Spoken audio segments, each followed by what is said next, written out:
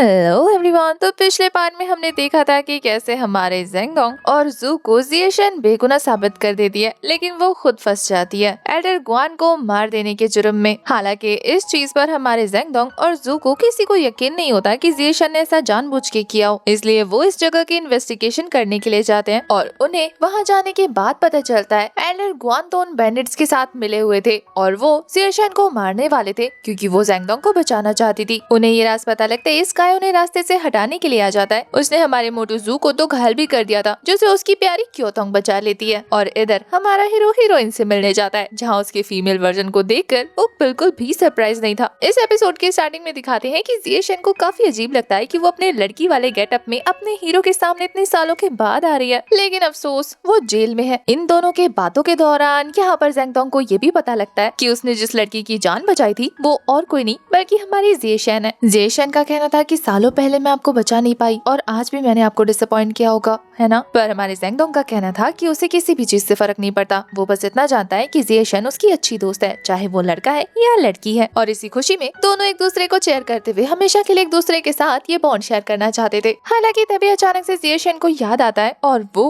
अपने big bro Zeng से कहती है कि आप लोयांग स्वॉर्ड टूर्नामेंट के लिए नहीं निकलेंगे या आप उस बारे में भूल गए। हमारा ज़ेंग नोटी अंदाज में कहता है कि कैसे भूल सकता हूँ, ये तो मेरी लाइफ के लिए बहुत बड़ी अपॉर्चुनिटी है, क्या तुम देखने आओगी? लेकिन तुम तो जेल में बंद हो। वो कहती है कि इन लोगों के लिए मैं वांटेड हूँ और ये ज्यादा दिनों तक मुझे इसके अंदर कैद नहीं रख सकते, यानी कि वो हमारे ज़ेंगडोंग की परफॉर्मेंस देखने जरूर आएगी। दूसरी तरफ फेमई को दिखाते हैं, वो भी क्राइम स्पॉट पर पहुंचकर अच्छे से इन्वेस्टिगेशन करते हुए पता लगा लेती है कि एल्डर गुआन मिले हुए थे उन बैंडिट्स के साथ। और जैसे ही खबर ये एल्डर वांग को पता लगती है, वो तो सकपका जाते हैं। वो इस खबर को दबाना चाहते थे, इसलिए वो फेमई से कहते हैं कि इस बात को राजी रखे, पर फेमई भी लाइक खबर पहुँचाना तो मेरा काम है और अगर खबर दबानी है तो उसके लिए पैसे लगेंगे। एल्डर वांग नहीं चाहते थे कि ये खबर बाहर स्प्रेड हो, तो वो मुंह मांगी कीमत उसे देकर उसका मुंह बंद करा देते हैं। वो तो पैसे लेकर 9 तो 11 हो जाती है। इसी के साथ सीन शिफ्ट होता है और हमें जियांगू के एक रेस्टोरेंट का सीन दिखाते हैं, जहाँ पर यंग मास्टर ज़ेंग अपने सिल्वर बो सभी को शो करते हुए शेखिया बगाड़ रहा था, ये कहते हुए कि मेरे फादर इस बो को तब यूज करते थे जब वो पूरी दुनिया में ट्रैवल किया करते थे। आसपास के लोग एक्साइटेड होकर उसकी स्टोरी सुनते हुए कहते हैं कि मैंने तो सुना है कि आपके फादर यानी कि एल्डर ज़ेंग ने मास्टर फेंग के साथ भी फाइट की है। वो तो कहता है फाइट की है, वो दोनों तो स्वॉन ब्रदर थे, उनकी यारी काफी ज्यादा तगड़ी थी। तभी उनकी बातों में से कोई एक बंदा कहता है कि मैंने सुना है कि एल्डर फेंग ने ज़ेंग डेंगटियान को भी सिखाया था। ज़ेंगडोंग हमारे हीरो का नाम है और यहाँ पर मास्टर फेंग उसके मास्टर को कहा जा रहा है। ज़ेंगडोंग की ये लोग काफी ज्यादा बुराई कर रहे थे, जिसे सुनकर यहाँ पर यंग मास्टर ज़ेंग को बहुत ज्यादा बुरा लगता है। हालांकि उन दोनों के बीच का रिश्ता क्लियर नहीं था, लेकिन यहाँ पर ज़ेंगडोंग की बुराई से ये बंदा काफी ज्यादा ऑफेंड लग रहा था। तभी वहाँ पर स्काई की एंट्री होती है, जो सीधा सीधा सवाल करते हुए कहता है कि आखिर ज़ेंगडोंग की बुराई से तुम्हें इतनी प्रॉब्लम क्यों हो रही है? वो तो एक नंबर का कचरा है, आखिर तेरे साथ उसका रिश्ता क्या है? पर ये बंदा उसे कुछ बताता नहीं, बल्कि अपने बोझ और एरोस के साथ उस पर निशाना लगाना शुरू कर देता है। हालांकि अब तक उसके चमचों ने स्काई की आइडेंटिटी उसे बता दी थी, लेकिन वो फिर भी उससे नहीं डरता, बल्कि स्काई को कांटे की टक्कर देने लग गया था। स्काई को इस फाइट में काफी मजा आने लग गया था। वो इस थ्रिल को फील करते हुए फाइट को और ज्यादा इंटेंस कर देता है, जहाँ पर यंग मास्टर ज़ेंग ने मल्टीपल एरोस से उसे चारों तरफ से निशाना बना लिया था, पर वो डरता नहीं, अपनी स्वॉर्ड टेक्निक से उन सभी एरोस को बीच में से चीर कर अलग कर देता है। और देखते ही देखते सारी फाइट का कंट्रोल अब उसके हाथ में आ गया था। उसने काफी इजीली ज़ेंग के अटैक को ब्रेक करते हुए उसे अपने स्वॉर्ड से हिट करके जमीन पर पटक दिया था। इस हिट की ज़ेंग को उम्मीद नहीं थी, वो काफी बुरी तरीके से इंजर्ड हो जाता है। यहाँ ये बंदा उसके पास पहुंचकर कह रहा था कि अगर ज़ेंगडोंग यहाँ पर आए तो उसे बता देना कि इसे मारने वाला मैं हूँ। हालांकि मरने से पहले उस बंदे का कहना था कि मेरा भाई अगर यहाँ आया तो तुझसे जरूर बदला लेगा। स्काई की आंखों में नफरत साफ देखी जा सकती थी। वो कहता है कि मैं उसी का इंतजार कर रहा हूँ और अपनी स्वॉर्ड को उसके अंदर घुसा देता है। इसी के साथ सीन शिफ्ट होता है और हमें जंगल के बीचों बीच कैरेज ले जाते हुए ज़ेंगडोंग को दिखाते हैं, जो कि किसी और को नहीं बल्कि जू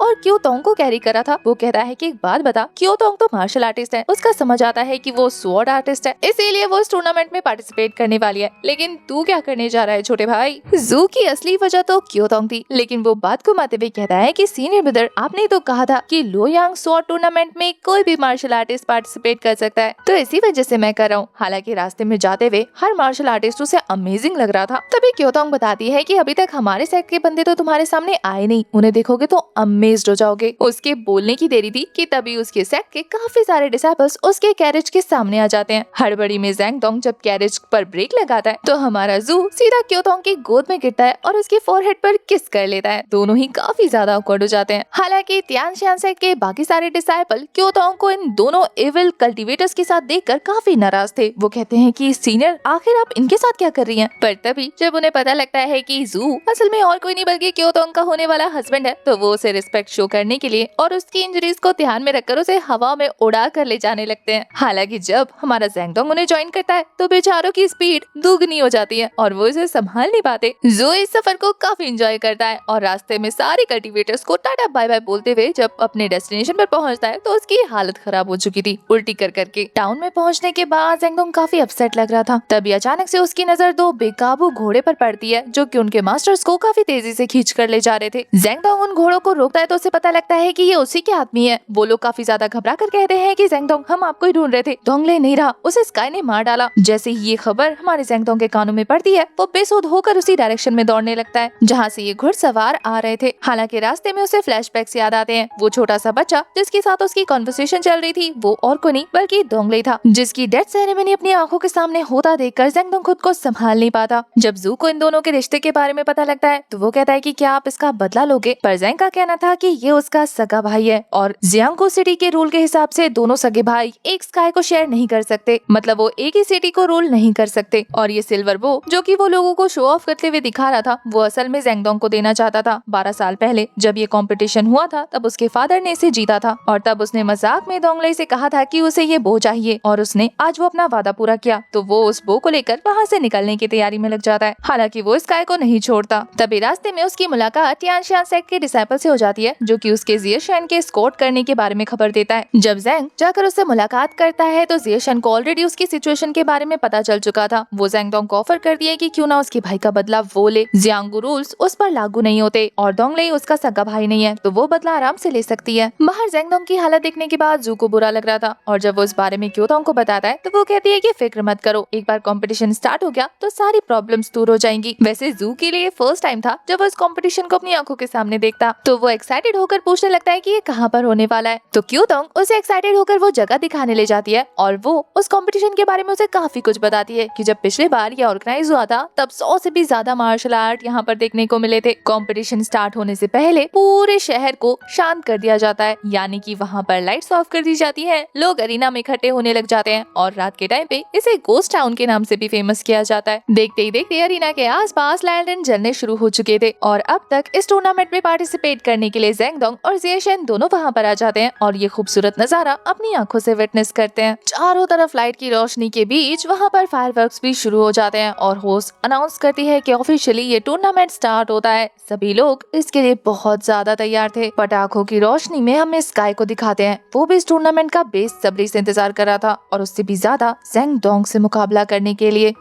कंपटीशन के स्टार्ट होते ही वहाँ पर सातों सेक्ट के एल्डर्स हाजिर हो जाते हैं जो कि लू यांग स्वॉर्ड कंपटीशन के जरिए अगला स्वॉर्ड चैंपियन चूज करने वाले थे। और यही तो हमारे हीरो ज़ेंगडोंग का बचपन का सपना था कि वो एक पावरफुल स्वॉर्ड चैंपियन बनना चाहता है। हालांकि अब वो अपने मार्शल आर्ट का यूज करके यहाँ पर नहीं दिखा सकता क्योंकि सातों सेक्ट के एल्डर्स यही मौजूद है और उसके मास्टर के सिखाए हुए टेक्निक्स ही अब उसे आगे ले जा सकते हैं। तभी शाओलिन टेम्पल के मास्टर ज़ेन इस कंपटीशन को होस्ट करते हुए काफी सारे कल्टीवेटर्स का जोश बढ़ाने लगते हैं। वो कहते हैं कि 12 साल पहले हमने एक स्वॉर्ड चैंपियन को चूज किया था और उसके बाद से आज तक काफी सारे हीरोज को हम खो चुके हैं और अब बारी है तुम 1000 कल्टीवेटर्स में से एक नए स्वॉर्ड चैंपियन को चूज करने की, जिससे सारे कल्टीवेटर्स एक्साइटेड हो चुके थे।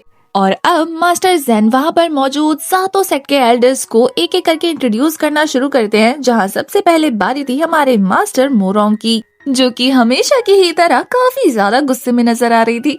और तभी वहाँ पर अनाउंसमेंट होती है चीफ जुआंग की, जो कि और कोई नहीं बल्कि तियानशान सेक्ट के चीफ एल्डर हैं। उसके बाद बारी आती है हुआन हुआ स्वॉर्ड सेक्ट के मास्टर हुआ चाओ की, जो कि अपनी दाढ़ी सहलाते हुए काफी अच्छा लुक देते हैं। और उसके बाद शोंगशेन सेक्ट की बारी आती है। हमेशा की तरह ये एल्डर एकदम पहाड़ की चट्टान की तरह सामने आकर खड़े हो गए थे। इनका नाम चीफ एल्डर जाओ था।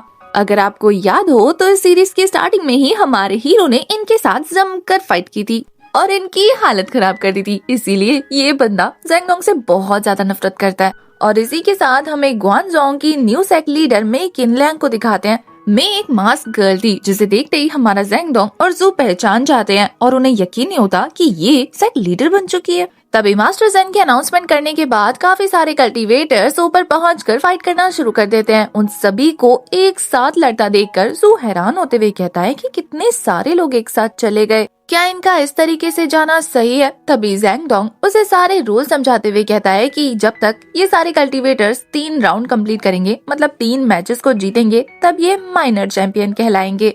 और फिर माइनर्स चैंपियंस के बीच में फाइट होगी। जब माइनर चैंपियन 3 राउंड जीत जाएंगे, तब 3 राउंड मींस 3 मैचेस जीत जाएंगे, तब उन्हें ग्रैंड चैंपियन कहा जाएगा। और फिर होगा असली स्वॉर्ड चैंपियन का मैच, जो कि और कोई नहीं, ग्रैंड चैंपियंस को जीतना होगा। जब ग्रैंड चैंपियंस 3 मैच जीत जाएंगे तो वो बन जाएंगे स्वॉर्ड चैंपियन। देखा, स्वॉर्ड चैंपियन बनना कितना मुश्किल प्रोसेस है। एक बंदे को 3 मैच लड़ने हैं, तो इसी वजह से एक बार में जितने लोग जा सकते हैं उतना अच्छा है, क्योंकि उस बंदे को जीतने के बाद 2 और मैच लड़ने होंगे। इसी के नेक्स्ट सीन में हमें वहाँ पर ताइहान बैंडिट को दिखाते हैं, जो कि उन सारे कल्टीवेटर्स को एक ही स्ट्राइक में मारने की प्लानिंग कर रहे थे, जिसके बारे में कोई और गेस नहीं करता, बल्कि वहाँ पर एक मास्क लगाया हुआ गोस्ट कल्टीवेटर अपीयर हो जाता है, जिसे देखकर ये लोग चौकन्ने हो गए थे। उसी ने प्रेडिक्शन की थी कि ये इनका प्लान है। वो कहता है कि मैं तुम्हारी हेल्प कर सकता हूँ इन सारे कल्टीवेटर्स को एक बार में मारने में। हालांकि वो बैंडिट्स इतने भी ज्यादा बेवकूफ नहीं थे, वो समझ जाते हैं कि पक्का इस बंदे की भी कोई अपनी छिपी हुई साजिश है। वो कहता है कि तुम्हारा क्या फायदा हमारी हेल्प करने में। वो बंदा कहता है कि वो भी इन 7 सेट को जमीन पर आया हुआ देखना चाहता है। तभी सीन शिफ्ट होता है और हमें फाइटर्स को दिखाते हैं, जिसमें से फेंग नाम का फाइटर काफी अच्छी लड़ाई लड़ रहा था। वो अपने सभी ओपोनेंट को हरा देता है, जिसमें से एक ओपोनेंट अपनी स्पीड पावर का यूज करके उसे घेर कर निशाने पर ले चुका था, लेकिन वो उसे भी नीचे गिराकर इस फाइट को जीत जाता है। और अब एल्डर के अनाउंसमेंट पर कि कोई और है जो कि फेंग को चैलेंज करना चाहता है, तभी जो लोंग सेक्ट से वहाँ पर जोंग की एंट्री हो जाती है, जो बालों में फूल लगाकर काफी रॉयल एंट्री मार रहा था। आसपास के लोग उसे देखकर एक्साइटेड हो जाते हैं और वो सीधा फेंग के सामने पहुंचकर उसे एरोगेंटली अपना इंट्रोडक्शन देता है। जोंग के वहाँ पहुंचने पर हमारा हीरो ज़ेंगडोंग भी काफी एक्साइटेड हो चुका था, क्योंकि उसने sun moon sword art technique के बारे में काफी नाम सुन रखा था। वो कहता है कि अगर ये बंदा यहाँ पर है तो फाइट काफी इंटरेस्टिंग होने वाली है। सभी लोग दिल थाम कर फाइट का मजा लेने लग गए थे, क्योंकि दोनों के बीच की फाइट काफी इंटेंस हो चुकी थी।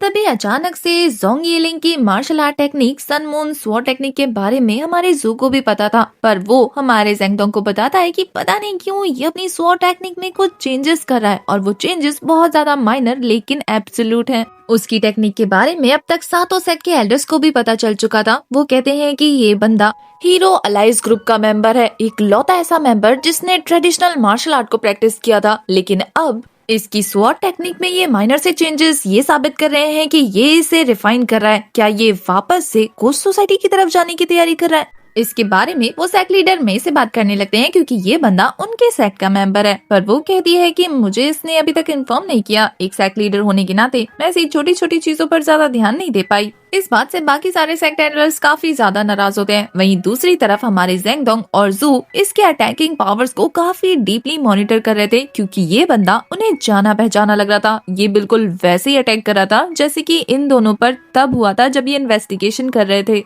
एक पॉइंट पर आकर तो ये दोनों काफी ज्यादा श्योर हो जाते हैं कि ये वही बंदा है, और जब हमारी जिएशन पूछती है तो वो उसे भी बता देते हैं कि ये वही बंदा है जिसने उन पर हमला किया था मास्क लगाकर। हालांकि फेंग के साथ हो रही उसकी वो फाइट काफी इंटेंस हो चुकी थी, क्योंकि 2 और सपोर्टर आ जाते हैं जो फेंग के सपोर्ट में आकर फाइट करने लगते हैं, जिससे बेचारे जोंग को अपनी की पावर का यूज करना पड़ता है, और वो थंडर स्ट्राइक देने का ट्राई कर रहा था, पर उसके अटैक रिलीज करने से पहले ही ये तीनों कल्टीवेटर उसे नीचे फेंक देते हैं। और यहाँ पर फेंग जीत चुका था, जो कि काफी ज्यादा टेंशन दिखाने लग जाता है, और वो बंदा ऊपर से नीचे गिरता है, जिससे उसकी हालत खराब हो चुकी थी। हालांकि जब सारे फेंग की जीत का नारा लगाने लगे थे तो फेंग को दिखाते हैं उसके हाथ कांप रहे थे और उसके पसीने छूट गए थे। उसे खुद भी यकीन नहीं हो रहा था कि वो फाइट कैसे जीत गया, जबकि अनाउंसमेंट होती है कि वो 3 लड़ाई जीत चुका है, इसलिए वो माइनर चैंपियन बन गया है। ये अनाउंसमेंट के साथ ही हमें दूसरी तरफ जोंग को दिखाते हैं, जिसके घायल हो जाने पर सोल्जर्स उसे ट्रीटमेंट के लिए लेकर जाने वाले थे। इधर से जू और ज़ेंगडोंग भी उसका पीछा करने लगते हैं, ये देखने के लिए कि आखिर ये बंदा सच में वही है या फिर उन्हें गलतफहमी हुई है। दूसरी तरफ जिएशन और क्योतोंग पीछे से गार्ड्स और बाकी डिसाइपल्स को संभालने लग गए थे। यहाँ पर पीछा करते करते वो दोनों नोटिस करते हैं कि गार्ड्स उन्हें लेकर मेडिसिन हॉल की तरफ आए हैं, जहाँ दरवाजा खटखटाने पर अंदर से कुछ मास्क मैन निकलकर उन पर अटैक कर देते हैं। साथ ही वो होश में आ रहे जोंग को भी घायल कर देते हैं। और ये देखने के बाद कि ये अननोन मिस्टीरियस कल्टीवेशन वाले बंदे जोंग को अगवा करे, वहाँ पर फेंग एंट्री ले लेता है, जिसे पहले से ही शक हो रहा था कि जोंग ऐसे कैसे हार गया। तो वो उसे बचाने के लिए यहाँ पर आता है और इन लोगों पर हमला कर देता है। हालांकि वो लोग काफी ज्यादा पावरफुल थे, जिनसे ये ओवरकम नहीं कर पाता और वो लोग अमाउंट में भी ज्यादा थे। तो दो लोगों से घेर कर खड़े हो जाते हैं और एक बंदा जोंग को लेकर भागने लग जाता है, जिसे कि हमारा ज़ेंगडोंग बीच में आकर रोकने लग गया था। वो मार्शल आर्ट तो यूज नहीं कर पाता, अपनी की पावर का यूज करके इन्हें ब्लॉक करने लग जाता है। हालांकि फिर भी वो उसका पीछा छुड़ाकर वहाँ से निकलने लग गए थे, जिसे देखकर हमारा जू भी बीच में आ गया था। वो कहता है कि सीनियर ब्रदर, मैं आपकी हेल्प करता हूँ। लेकिन इनमें से एक बंदा काफी चालाकी से उसे उठाकर दूर फेंकने वाला था। बेचारे को बचाने के चक्कर में हमारे ज़ेंगडोंग को आना पड़ता है, जो कि ऑलमोस्ट दीवार से भिड़ ही गया था। उसे बचाने के बाद जब वो इन लोगों को देखता है तो पता लगता है कि ये लोग बहुत शातिर हैं, जानबूझकर उन्हें इस तरीके से ट्रैक कर रहे हैं। अब वो लोग तो जोंग को लेकर वहाँ से निकल गए थे। पीछे रह जाता है फेंग, जिसे कि लग रहा था कि हमारे ज़ेंगडोंग और जू उन लोगों के साथ मिले हुए हैं। तो वो बिना सोचे समझे अपनी स्वॉर्ड उठाकर अपनी पावर रिलीज करके इन पर हमला करने लग जाता है। हालांकि जू से समझाने की कोशिश कर रहा था कि भाई हम भी तो उसके साथ ही फाइट कर रहे थे ना, तो हम उसके साथ कैसे हो सकते हैं, पर इसे कुछ सुनना ही नहीं था। हमले पे हमला करते हुए कह रहा था कि मुझे तो उससे स्वॉर्ड टेक्निक के बारे में पूछना था, तुम लोग उसके पीछे क्यों पड़े थे, मुझे ये समझ नहीं आ रहा। अगर तुम उसके साथ नहीं हो तो यहाँ पर क्या कर रहे हो। जू को पता लग गया था कि इस बंदे को समझाने में टाइम लगेगा, इसलिए वो ज़ेंगडोंग से कहता है कि सीनियर ब्रदर, आप उन लोगों के पीछे जाइए, वरना वो हाथ से निकल जाएंगे। इस गधे को मैं देख लूंगा। उसकी बात सुनने के बाद ज़ेंगडोंग फटाफट वहाँ से 9-2-11 हो जाता है और ये देखकर तो अब इसको और ज्यादा गुस्सा आ रहा था। तो वो और जोर शोर से जू पर हमला करने लग जाता है। हालांकि अटैक करते हुए उसका स्वॉर्ड एक दीवार में जाकर फंस गया था। इसी मौके का फायदा उठाते हुए हमारा जू उसके पीछे जाता है और फटैक से अपने प्रेशर पॉइंट्स रिलीज करते हुए उसे फ्रीज कर देता है। वो बंदा भी हैरान था कि ये कौन सी टेक्निक है। और जब जू वहाँ से जा रहा था तो वो कहता है कि हीरो, क्या मैं आपका नाम जान सकता हूँ, क्योंकि आपकी कल्टीवेशन टेक्निक ऑसम है।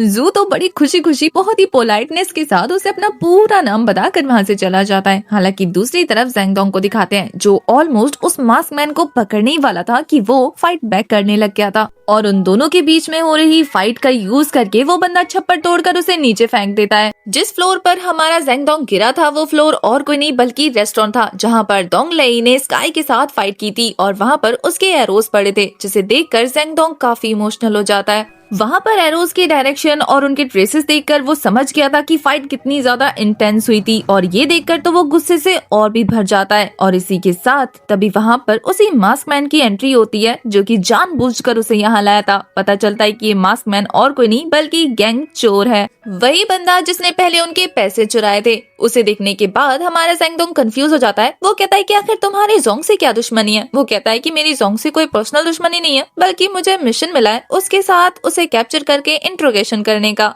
गोंग को पता था कि ज़ेंगडोंग के काफी सारे सवाल हैं, इसलिए वो कहता है कि पिछली फाइट में तुमने मुझे हराया नहीं था, अगर इस बार तुमने मुझे हरा दिया तो फिर मैं तुम्हें सारे सवालों के जवाब दे दूंगा। इतना सुनना था कि हमारा ज़ेंगडोंग अपने एरोस को शूट करके उस पर अटैक करना शुरू कर देता है। ज़ेंगडोंग अटैक करते हुए उसके पास पहुंच गया था और उसने उसका एक बाल उखाड़ लिया था। ये देखकर फेंग भिलाई कि तुमने चीटिंग की, पर ज़ेंगडोंग गुस्से में था। वो कहता है कि एक बाल के बदले एक सवाल पूछूंगा और मुझे उसका जवाब चाहिए। पहला सवाल ये कि ये मिशन तुम्हें किसने दिया था। ज़ेंगडोंग को गुस्से में देखकर फेंग और ज्यादा बहस नहीं करता, वो बता देता है कि हीरो सोसाइटी ने। और उसके बाद फिर से उन दोनों के बीच फाइट स्टार्ट होती है और इस बार भी चकमा देते हुए हमारा ज़ेंगडोंग उसका एक बाल खींचकर जोंग येलिंग की असली आइडेंटिटी के बारे में पूछता है। फेंग का प्लान था कि वो इस फाइट को थोड़ा और खींचे, लेकिन ज़ेंगडोंग के आगे वो ज्यादा देर टिक नहीं पाता और ज़ेंगडोंग के एक किक से वो चेयर पर जाकर बैठ जाता है। और फाइनली उसने जोंग की असली आइडेंटिटी के बारे में बताया था कि वो डीमन कल्ट के 10 मेंबर्स में से 9वां मेंबर है। ये सुनकर तो ज़ेंगडोंग के होश उड़ जाते हैं, उसे बिल्कुल भी इस बात पर यकीन नहीं हो रहा था। और इसी के साथ दूसरी तरफ टूर्नामेंट आज के लिए खत्म हो चुका था। आज की सारी फाइट्स कंप्लीट हो गई थी और अब बाकी की फाइट्स अगले दिन होने वाली थी। अब इसके बाद हमारे जेंगडोंग को उस बंदे से एक लास्ट सवाल पूछना था। वो ऑलरेडी इस बंदे को शो कर चुका है कि उसकी पावर और लिमिट्स क्या है, तो अब वो खुद को नहीं रोकता बल्कि इसे शो कर देता है कि वो कितना ज्यादा टैलेंटेड है। अपने बोज और एरोज को इस तरीके से प्लान करता है कि ये बंदा पूरी तरह से दीवार से चिपक चुका था। और अब इसके बाद जेंगडोंग एक डरावने से लुक के साथ उसके सामने पहुंचकर बड़े प्यार से उससे पुचकारते हुए कहता है कि मुझे ये बताओ कि वो लोग कहाँ पर हैं। फेंग पूरी तरह से जेंगडोंग के कब्जे में था, तो वो सीटी मारकर अपने साथियों को दरवाजा खोलने को कहता है जो वहीं छुपे हुए थे। दरवाजा खोलने पर जब जेंग उस बंदे के पास पहुंचता है तो पता लगता है कि वो तो बेहोश होने की एक्टिंग कर रहा है। जेंग उसके गाल पर थपेड़े मारते हुए कह रहा था कि होश में आ जा ब्रो, मुझे पहले से ही पता है कि तू नौटंकी कर रहा है। उसका ये कहना था कि वो बंदा अपने मुंह से एक ग्रीन कलर की लिक्विड को बाहर निकालता है जो कि उसके सामने मौजूद दो मास्क मैन पर गिरते ही वो जलना शुरू कर देते हैं। वो ये कारनामा करने के बाद वहाँ से बचकर भागने की तैयारी कर रहा था, पर जेंग के रहते वो ऐसा कर नहीं पाता। जेंग 2 ही एरोज में उसे फिर से दीवार से चिपका देता है, पर उसके अटैक की वजह से वो दोनों सोल्जर्स काफी बुरी तरीके से जलते हुए खत्म हो जाते हैं। और अब जेंगडोंग उसके पास पहुंचकर उससे सवाल करता है कि आखिर तुम्हें ये टेक्निक्स किसने सिखाई, और ये बता क्या तू उसे जानता है जिसने मू तियानहाओ को मारा, यानी कि उसके मास्टर को। स्टार्टिंग में तो वो बंदा कुछ भी नहीं बता रहा था, तभी हीरो सोसाइटी का मेंबर होने के नाते फेंग सामने आकर एक पिलर का यूज करके उसे टॉर्चर करने लग जाता है, जिससे बेचारे के घाव से खून आने लग गया था। तो ना चाहते हुए भी उसे अपना मुंह खोलना पड़ता है, लेकिन इससे पहले कि वो किसी भी तरीके की कोई भी डिटेल देता तभी एक अननोन पर्सन उसके चेस्ट में अपनी स्वॉर्ड घुसा देता है, जो कि इनडायरेक्टली फेंग के पैरों को भी हिट कर चुका था। जोंग तो जान से हाथ धो बैठा था, वहीं बेचारे फेंग को अपने पांव पर बड़ा सा घाव लेना पड़ गया था। उसके पूछने पर कि आखिर वो कौन है जो कि हीरो सोसाइटी के मामले में इंटरफेयर कर रहा है, तभी दरवाजा ओपन करते हुए स्काई सामने आ गया था। हालांकि स्काई उनके सवालों से डरता नहीं है, बल्कि उन पर इल्जाम लगाने लगता है कि आखिर वो कौन है जो कि कंपटीशन में पार्टिसिपेट करने वाले कल्टीवेटर्स पर हमला कर रहे हैं। फेंग कुछ नहीं बोल पाता, वो तो उसे किक करने वाला था, लेकिन स्काई काफी ज्यादा चालाक था। वो बार बार हमला करके उसके घाव को ही और ज्यादा चोटिल करने लग जाता है। बेचारे फेंग को इतना ज्यादा पेन हो रहा था, लेकिन वो फिर भी स्काई को छोड़ता नहीं है। इधर दूसरी तरफ जेंगडोंग को दिखाते हैं, जो कि किसी तरीके से ये चेक करने का ट्राई कर रहा था कि जेंग जिंदा तो नहीं, पर नब्ज चेक करने के बाद शायद उसे थोड़े से उसकी सांसों की आहट सुनाई देती है। उसे लगता है कि शायद इसके बचने के चांसेस हैं, तो वो भी स्काई को रोकने के लिए उस पर एरो शूट करना शुरू कर देता है। हालांकि जेंग ने जानबूझ के गलत निशाना लगाया था ताकि वो स्काई को वार्निंग दे सके, और इस बार दोबारा वो एरोज तैयार करने शुरू कर देता है, वो भी एक वार्निंग के साथ। लेकिन स्काई को ये देखकर बहुत मजा आ रहा था। वो जानता था कि जेंगडोंग उसे चोट नहीं पहुंचा सकता,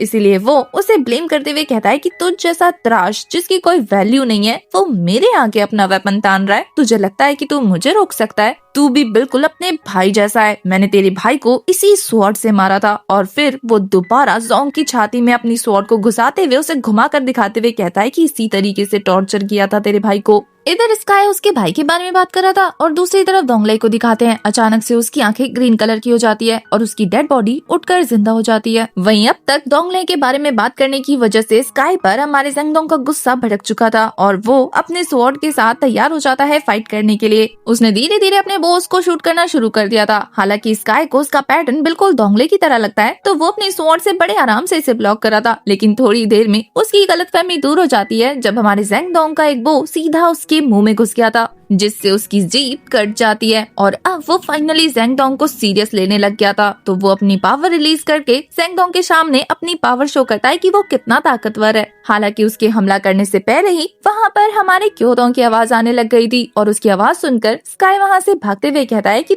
लगता है जो तुझे मारना चाहते हैं उनसे ज्यादा लोग वो हैं जो तुझे जिंदा देखना चाहते हैं। ये बोलकर वो वहाँ से निकल जाता है। उसके जाने के बाद हमें पेंग को दिखाते हैं, जो ये कह रहा था कि पक्का इसने उस लड़के का मुंह बंद कराने के लिए उसे जान से मारा है। वो डीमन कल्ट के बारे में बहुत कुछ जानता होगा। ये कहते हुए वो भी वहाँ से निकल जाता है, क्योंकि उसे अपने साथियों को चेक करना था। उनके डेड देखने पर वो उनके पास से उनका बैच ले लेता है, जो कि ये प्रूव करता था कि वो हीरोइक ग्रुप के मेंबर हैं। सबके वहाँ से जाने के बाद हमारा जेंगडोंग उस बंदे की तलाशी लेने लग गया था। उसके पैरों के नीचे से उसे गन पाउडर मिलता है, जिसे देखकर वो हैरान था। वहीं अब तक उसे ढूंढते ढूंढते वहाँ पर क्योदोंग और जू की भी एंट्री हो चुकी थी। सीन शिफ्ट होता है। अब हमें कंपटीशन के नेक्स्ट डे का सीन दिखाते हैं, जहाँ पर मास्टर जेन ने अनाउंसमेंट किया था और सारे कल्टीवेटर्स दोबारा अरेना में आ जाते हैं, जहाँ पर पहले बंदे का नाम पेंग की था, और ये वही बंदा था जो कि रास्ते में सफर के दौरान हमारे जू के साथ रेस लगा रहा था। वो बंदा काफी फनी तरीके से खुद को इंट्रोड्यूस करता है कि तभी अचानक से एक हट्टा कट्टा बंदा उसे चैलेंज करने के लिए अरीना में जंप करता है। बेचारे ने एक मुक्के में उसे नीचे फेंक दिया था। और तभी उसकी बात कंप्लीट भी नहीं होती, तभी दो नमूने जैसे भाई उसके सामने आ जाते हैं जिनका नाम था लियो 13 और लियो 12।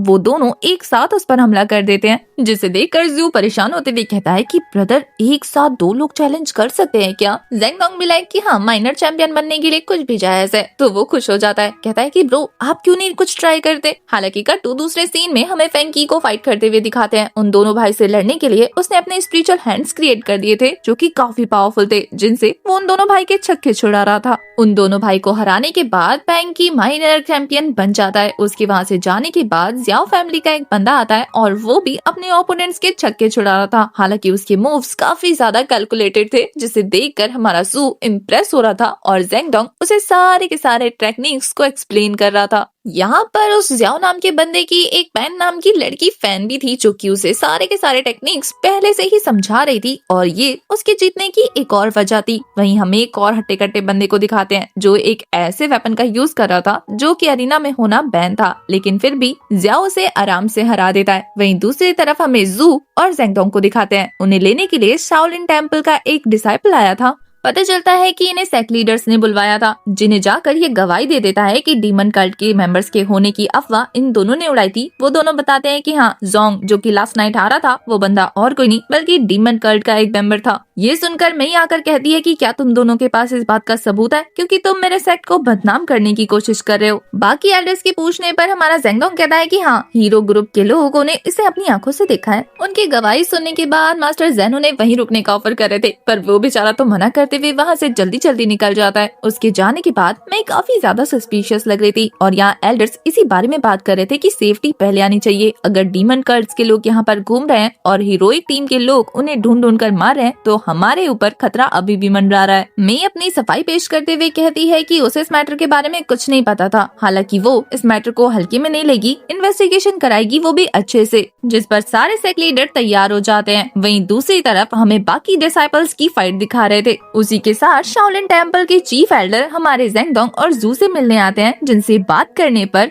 हमारे हीरो को पता लगता है कि उसके मास्टर ने 12 साल पहले इस कंपटीशन में पार्टिसिपेट किया था और उसने फेमस पैंग के साथ फाइट की थी, जहां दोनों ने कंपटीशन के एंड में आकर दो बड़े चुनौतियों का सामना किया था। वो दोनों काफी अच्छे दोस्त थे और उस टाइम पे ताइहान माउंटेन के बैंडिट्स काफी चरम पर पहुंच चुके थे। वहीं दूसरी तरफ डीमन कल्ट के लोग भी काफी जोरों शोरों से बढ़ने लग गए थे। तो उन दोनों ने अपनी ड्यूअल पार्टनरशिप को एंड किया और डिसाइड किया कि वो कंपटीशन एक दूसरे के साथ फाइट करके नहीं लड़ेंगे, बल्कि एक एक करके इन कल्ट का खात्मा करने के बाद जो सबसे पहले अपने इस मिशन को कंप्लीट करेगा उसे ही स्वॉर्ड चैंपियन माना जाएगा। तो जब जेंगडोंग पूछता है कि क्या उसके मास्टर ने इस मिशन को कंप्लीट किया, एल्डर बताते हैं कि तुम्हारे मास्टर ने 4 साल तक लगातार एक एक डीमन कल्ट के मेंबर को ढूंढ कर उन्हें मारा। ये सुनकर जेंगडोंग के मन में उसके मास्टर की इज्जत और ज्यादा बढ़ जाती है, क्योंकि उसके मास्टर वैसे नहीं थे जैसा बाकी सब बताते थे। उसके मास्टर तो काफी बड़े हीरो थे। पर चीफ एल्डर का कहना था कि इस बारे में जो सच है वो तुम्हें खुद निकालना होगा, क्योंकि पूरी सच्चाई किसी को भी नहीं पता।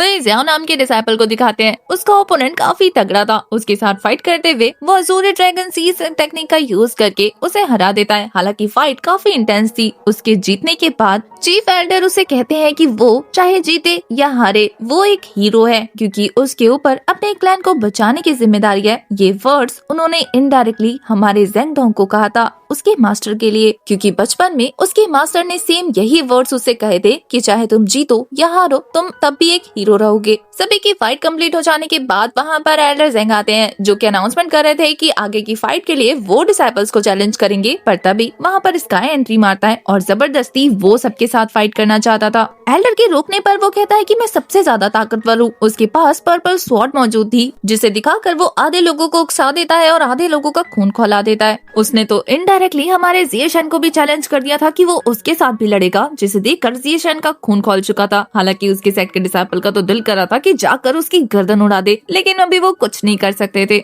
वहीं स्काई खुलेआम सारे डिसाइपल को चैलेंज करता है कि कल उसके साथ फाइट करने के लिए सारे तैयार रहे, क्योंकि वो किसी पर रहम नहीं खाने वाला। वहीं द डीमन कल्ट के लीडर को दिखाते हैं। वो भी अनाउंसमेंट कर देता है कि जितने भी डिसाइपल उसके ग्रुप में हैं, वो सभी लोग टावर के आसपास इकट्ठा हो जाएं। कल उन्हें काफी बड़ा धमाका करना है और इसी सीन के साथ हमारा ये वाला एपिसोड हो जाता है खत्म। आपको एपिसोड की एक्सप्लेनेशन कैसी लगी कमेंट करके जरूर बताना, और अगर वॉइस थोड़ी सी खराब हो या बैकग्राउंड में बहुत ज्यादा नॉइस हो तो उसे अवॉइड करना, क्योंकि मैं ट्रैवल कर रही हूँ और माइक घर छोड़कर आ गई, तो अब मुझे फोन के ही रिकॉर्डर से काम चलाना पड़ रहा है।